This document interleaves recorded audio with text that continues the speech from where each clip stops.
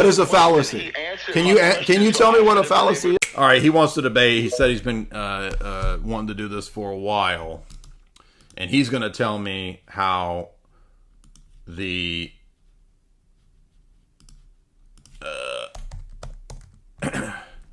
Lumen Gentium and Nostra Aetate make perfect sense because it's the same God. It's one God. And my response, go ahead, Catholic Primer, if you want to unmute. Do you know what the quantifier shift fallacy is? No, I'm not. I'm not familiar with that. Can you go ahead and explain? So what? I'm not trying to be mean, but like, why would you want to come debate it if you're not even familiar with the fallacy that I always point out is the fallacy here? I'm not. Well, I just want to be upfront and say I do like your stuff. I've listened to you, with Islam, with feminism.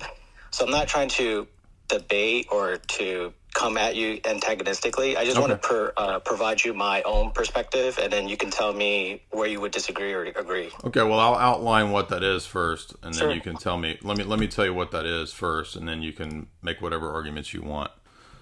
So the quantifier shift fallacy is a pretty.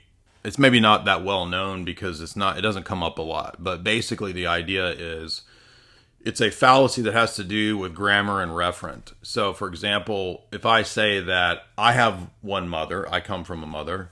You have one mother, you came from a mother. Everyone I know comes from one mother. Therefore, we all come from one mother. So you notice that the reason it's called the quantifier shift fallacy is that the referent originally is to an individual's mother, and then the word one mother is being shifted to then refer to everyone in the world having one single mother, the same mother. So likewise, in the domain of religion and philosophy, if you read Dr. Garaby's paper, Theistic Fallacies, he outlines many of these that undergird natural theology. And one of those is the quantifier shift fallacy that you believe in one God, I believe in one God, therefore we believe in the same God. But in the system, there are certain attributes that if you remove those attributes that are essential to God, it's no longer the same referent, even if the same word is used. Just think about Mormons. Mormons say, I believe in a divine Son of God named Jesus. Therefore, we have the same Jesus. No, we don't, because the Mormon Jesus has excluded certain essential qualities that pick out the same Jesus that we refer to as Christians. Therefore, Nostra Aetate is making the quantifier shift fallacy that because Muslims believe in some attributes that pick out a single monotheistic deity identified supposedly as Abraham's God, it's therefore the same God. But that's false. I agree with you. Like, if you explain it that way, yes. If that's I've always explained it that way, and so I don't understand how you would then say...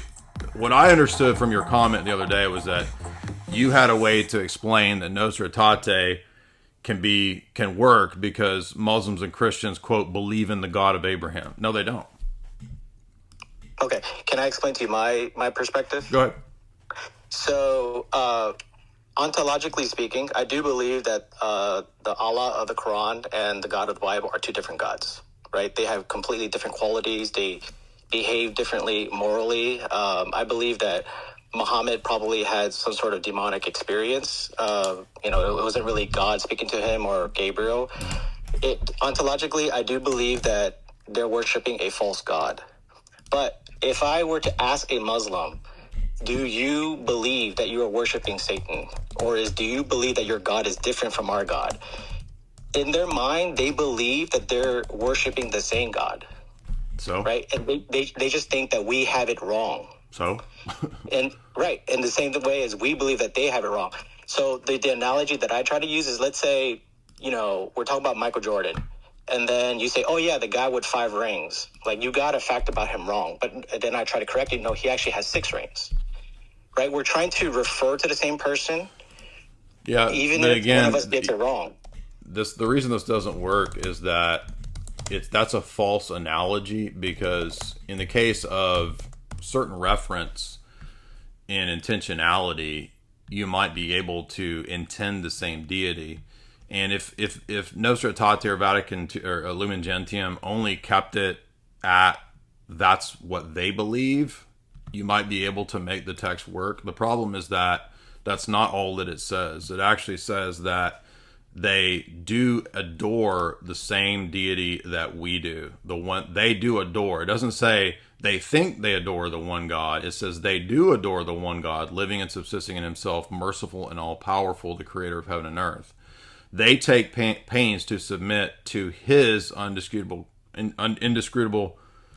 his inscrutable decrees, just as Abraham. So in let me finish. In sentence 2, 1 and 2 of Nostra Aetate 3, there is no qualification that what has been said so far is merely their intention or their perception.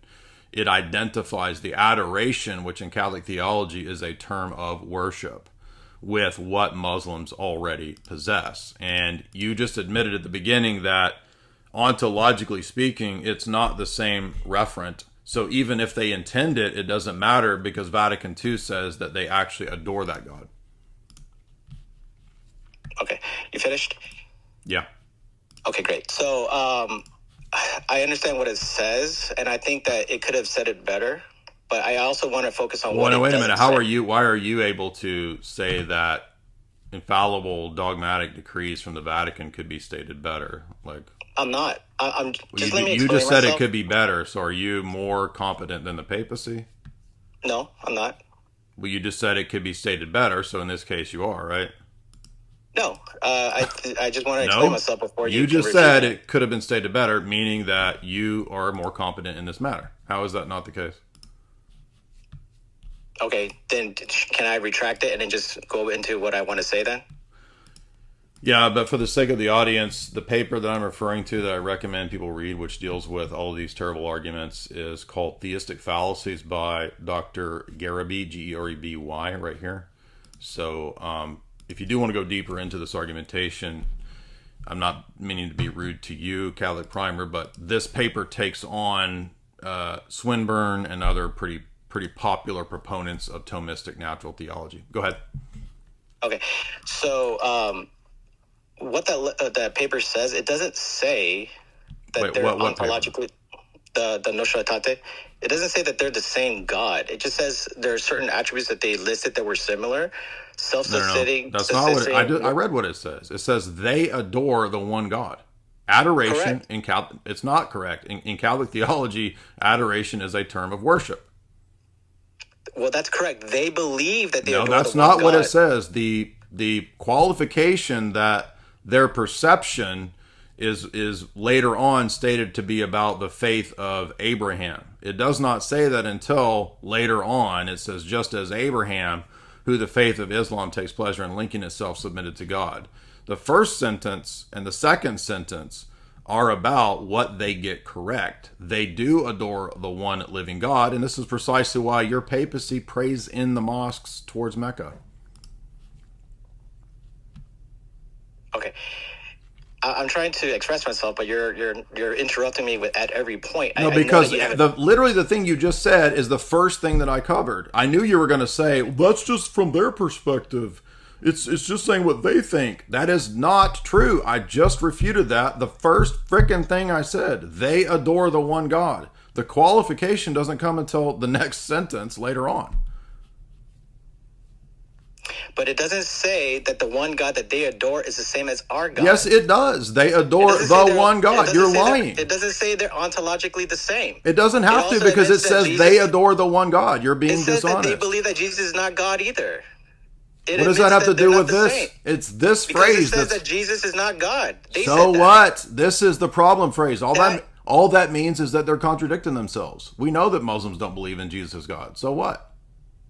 What does that have to do with this? It's not true that they adore the one God. That's false. Okay, so then let me clarify then, because I think that whenever we say the same God, I think that it requires too much unpacking. I think it's better asked is, does the Muslim conception of God matches the Christian conception? No, that's everybody knows, and you already said at the beginning that we agree that that's false. That's not the problem. The problem is the statement in the dogmatic document, they adore the one living God. Right, but it does. It also doesn't say everything else that you're trying to conclude. Yeah, what are you talking about? What's the false conclusion? I'm just going by what it says right there. What do you mean it doesn't say all the other stuff I'm saying? Well, I mean, if you go off of Pope Benedict and John Paul II, they don't. All that means is that they contradict. What does that mean? What does that prove? What do you mean all the other stuff? Like what? Like them praying in the mosque towards Mecca? Their actions show what they believe, dude. Get out of here with this bullshit. You guys are such liars, man. I guess this stuff. Why would they pray in the mosque towards Mecca if they don't believe that?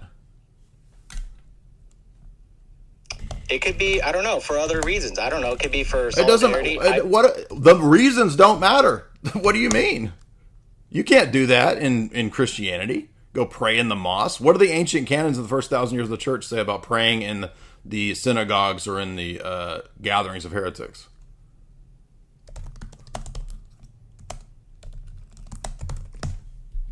Hello? Yeah, it probably doesn't allow it. Or probably, correct. It says that you're excommunicated if you do that.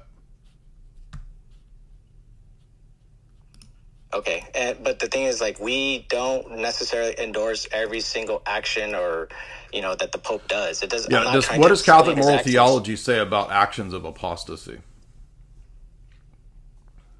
But I'm not trying to defend that. I'm just saying that. So I'm telling you my perspective, what I believe. Catholic moral theology itself. It doesn't. Who cares what you believe? We want to know what the Roman Catholic Church teaches dogmatically. Right, and it Catholic doesn't teach that they're the same God ontologically. It doesn't matter because why are you lying? It doesn't matter. No, it doesn't. That has nothing to do with whether this phrase is false. But does it teach that they're the same? It doesn't matter. I know that. See?